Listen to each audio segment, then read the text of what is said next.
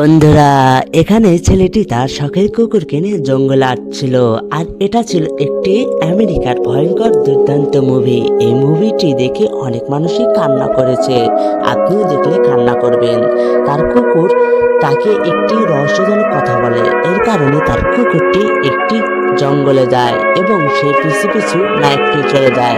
হঠাৎ করে তাদের সামনে একটি ভয়ঙ্কর অজান্তে এসে যায়। এই অজান্তিটি তাদেরকে খেয়ে ফেলতে চায়। এখন কি করবে, তাই উপায় না ভেবে সে উপরের দিকে তাকায়, দেখতে পায় জন্তুটি তার কাছে এসেছে।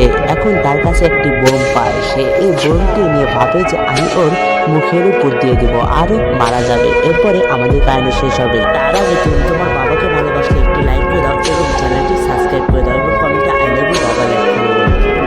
এবং তারপর সে বোমাটি তার মুখের ভিতরে মারতে থাকে।